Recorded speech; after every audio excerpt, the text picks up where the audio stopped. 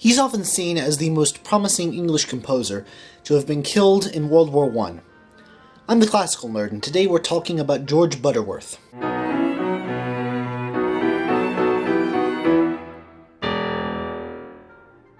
Butterworth was born in London, but he grew up in Yorkshire, and he got musical training from a young age from his mother, who used to be a professional soprano. Almost immediately after starting in music, he began composing. He learned the organ and played it at his prep school's chapel, and then got a scholarship to Eton College. But that was merely a launching pad towards Trinity College at Oxford, where he ran into a musical circle that included the composer Ralph Vaughan Williams and the conductor Adrian Boult. Vaughan Williams and Butterworth shared a keen interest in English folk music, and they incorporated it both into their music, and they thought with the rise of modern technology, these songs would be forever lost if they didn't go around the countryside with their phonographs and record them. Once graduating from Oxford with a third-class degree, primarily because he spent too much time on his musical activity and neglected studying, he attempted to go into academia, but he realized that he didn't like the kind of intellectual rigor. He was definitely a smart fellow, but he really wasn't the best of students, and he highly disliked what he saw as a strong and unnecessarily German influence on how music was taught in schools. He called this manifestation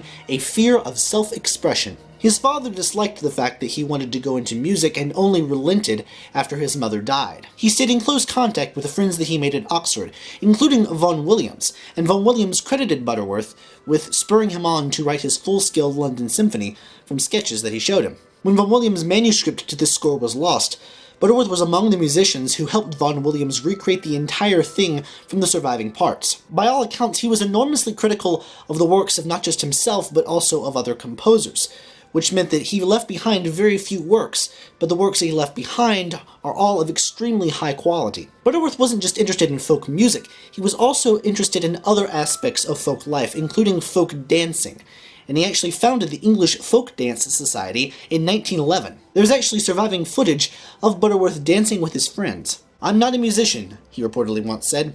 "I'm a professional dancer." Butterworth enlisted in the British Army when World War I began, and achieved the rank of temporary lieutenant. He showed immense bravery in leading his men through the fighting, and by all accounts, the war actually helped him overcome his perpetual shyness. But this caught up to him, for in the early morning, before the sun rose, on August 5th, 1916, he was shot through the head by a sniper, at the age of 31. His body was hastily buried by his men during the intense fighting, but was never recovered. His brigade commander informed his father of his death, saying that he'd been as brave a soldier as he had been a musician. He was beloved enough by his men to have a trench named for him before his death. Vaughan Williams was left with Butterworth's surviving manuscripts, and he actually dedicated the London Symphony to the memory of the man who had spurred on its development and helped in its reconstruction. Vaughan Williams, in a letter to Gustav Holst, wrote, "I sometimes dread coming back to normal life with so many gaps, especially, of course, George Butterworth." What Butterworth could have accomplished had he not died tragically in the Great War